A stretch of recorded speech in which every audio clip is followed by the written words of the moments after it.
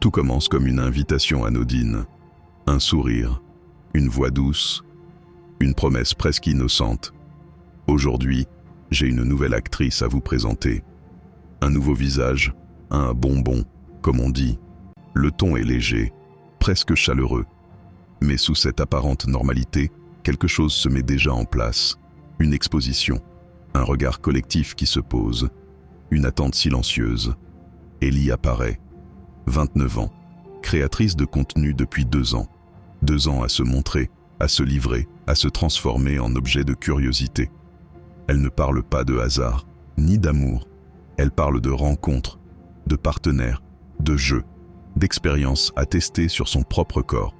Elle explique ce qui l'attire, la spontanéité, l'inconnu, les nouvelles rencontres. Toujours plus, toujours différent. Et déjà, la tension monte. On lui demande comment elle se sent, pas émotionnellement, physiquement, excitée, chaudement excitée.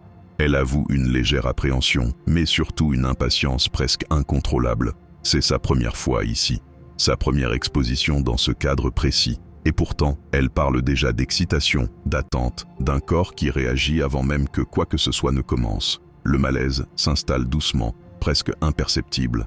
La caméra insiste.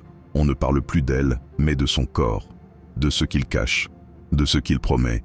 On lui demande de montrer sa tenue. Elle accepte sans hésiter.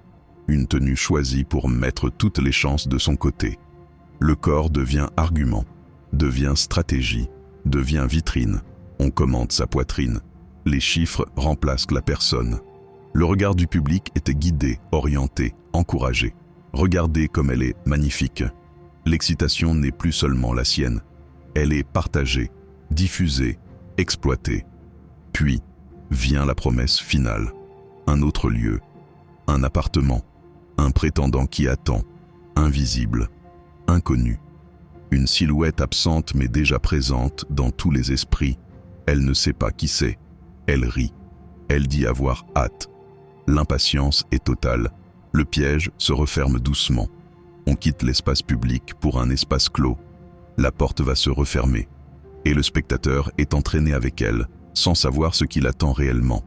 Ce qui dérange, ce n'est pas ce qui est montré, c'est ce qui est suggéré.